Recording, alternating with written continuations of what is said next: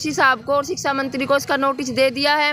हमने उनसे मांग की है हमें बैठने की जगह दी जाए, या तो वहाँ पार्क है, पार्क में हमें जगह दी जाए, नहीं तो हम सड़कों पे बैठेंगे। और सड़कों पे बैठने से अगर लोग परेशान होंगे तो इसकी जिम्मेदारी या तो शिक्षा मंत्री लेंगे या फिर डीसी साहब इसकी जिम्मेदारी लेंगे। हम तो 24 घंटे पहले ही रोक लिया गया और उनको वहाँ से गिरफ्तार करके सुनारिया जेल में लेके गया। धक्के से बैरियल को खोलने की कोशिश की तो एकदम धक्का मुक्की हुई और हमारी 4 बहनें नीचे गिर गई और उनको चोटें भी आई हैं। और जैसे ही हमारी बहनें आगे सचिवालय पे गई, हमें डीसी साहब को ज्ञापन देना था, तो वहाँ पे पुलिस ने उनके साथ धक्का मुक्की की, उनकी बाजू पकड़ी। ये गलत है, हम इसकी खड़ी आज लड़ेंगे डंडों से, और कोई कसर नहीं है डंडे लड़े में। इंकलाब जिंदाबाद जिंदाबाद जिंदाबाद। खट्टर नहीं खटारा है, झूठों का पिटारा है। खट्टर नहीं खटारा है, झूठों का पिटारा है। हमारी मांगे पूरी करो, पूरी करो, पूरी करो। न्यूनतम वेतन लागू करो, लागू करो, लागू करो। न्यूनतम वेतन लागू करो, लागू करो, लागू करो। नमस्कार, ये जो लाइव तस्वीरें देख रहे हैं आपको बता देंगे कल आशा वर्कर ज्ञापन देने जा रही थी डीसी साहब के पास और कुछ आशा वर्कर्स के साथ धक्का मुक्की हुई, किसी की बाजू भी पकड़ी गई। आइए जानते हैं पूजा आशा वर्कर हैं क्या कहना चाहेंगे कल के मुद्दे को लेकर और आज किन मुद्दों को लेकर यहाँ पर बैठे हैं। लगभग 2.5 महीने हो गए आपको हड़ताल पर, क्या कहना चाहेंगे? आज हमें 67 दिन हो गए हैं लगातार हड़ताल पे बैठे हुए, लेकिन सरकार का कोई रुख नहीं है कि वो आशा वर्कर के साथ बात करके उनकी मांगों को पूरा करे।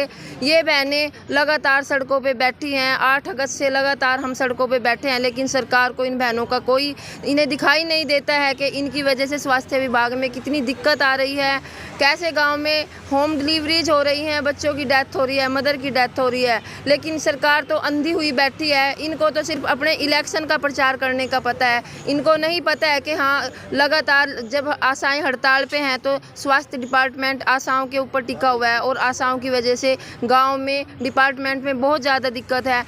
और लगातार सरकार हमारे सामने पुलिस को खड़ी कर देती है। कल हमें डीसी साहब को ज्ञापन देना था, डीसी साहब को नोटिस देना था कि हम 18 तारीख को दिन रात का धरना लगाएंगे शिक्षा मंत्री के पास।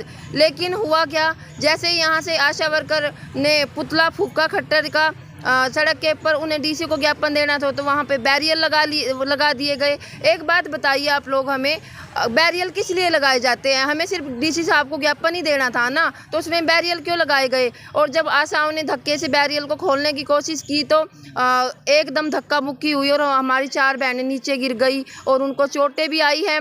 और जैसे ही हमारी बहनें आगे सचिवालय पे गई, हमें डीसी साहब को ज्ञापन देना था, तो वहाँ पे पुलिस ने उनके साथ धक्का मुक्की की, उनकी बाजू पकड़ी। ये गलत है, हम इसकी कड़े शब्दों में निंदा करते हैं। और कल हमारी जो रोहतक की बहनें हैं, हमारे राज्य की प्रधान सुरेखा जी जो हैं, वहाँ पे अमित शाह आए हुए थे। अमित शाह को हमें अपना नोटिस देना था, हमें अपना मांग पत्र देना था, लेकिन उनको पहले ही रोक लिया गया और उनको वहाँ से गिरफ्तार करके सुनारिया जेल में लेके गया और लेट रात को उनको वहाँ पे छोड़ा गया। एक बात बताइए, क्या हम आतंकवादी थे क्या जो हमें ऐसे सड़कों से गिरफ्तार किया जाता है? क्या कर दिया है हमने? हम लोगों की सेवा करते हैं। 4000 में सिर्फ मामूली सी राशि है, 4000 में, जिसमें हम स्वास्थ्य सेवाएं दे रहे हैं। सिर्फ ये एक समाज सेवा है, 4000 में किसी का घर नहीं चलता। और हमें लगभग 2.5 महीने के आसपास हो गए हैं कि हम सड़कों पे बैठे हैं, 67 दिन हो गए हैं, लेकिन सरकार हमारी कोई बात नहीं सुन रही है। और इसकी वजह से हमारी बहनों में बहुत रोष है और ये आंदोलन दिन प्रतिदिन तेज होता जा रहा है। जो 18 तारीख को धरना दिया जाएगा शिक्षा मंत्री के निवास स्थान पर, वो किस तरह का धरना होगा? वो दिन रात का धरना होगा या अनिश्चितकालीन धरना होगा? हमें अभी तो राज्य प्रतिनिधिमंडल ने यही आदेश दिए हैं कि वो 24 घंटे का धरना होगा। हमने डीसी साहब को और शिक्षा मंत्री को इसका नोटिस दे दिया है। हमने उनसे मांग की है हमें बैठने की जगह दी जाए, या तो वहाँ पार्क है, पार्क में हमें जगह दी जाए, नहीं तो हम सड़कों पे बैठेंगे। और सड़कों पे बैठने से अगर लोग परेशान होंगे तो इसकी जिम्मेदारी या तो शिक्षा मंत्री लेंगे या फिर डीसी साहब इसकी जिम्मेदारी लेंगे। हम तो 24 घंटे वहाँ पे बैठेंगे और सारी बहनें वहाँ पे बैठेंगी। जिस प्रकार से आपको लगभग 67 दिन हो गए, क्या ऐसा लगता है कि आपका सब्र का बांध टूटता जा रहा है और कोई और नया कदम उठा सकते हैं? अब देखो, जब 67 दिन हो जाते हैं तो सब्र का बांध तो टूट ही जाता है, क्योंकि इतने लंबे टाइम से हड़ताल पे बैठे हैं। और अगर सरकार सोचती होगी इनको थका के हरा के वापस घर भेज दिया जाएगा, तो ये सरकार की गलत फहमी है।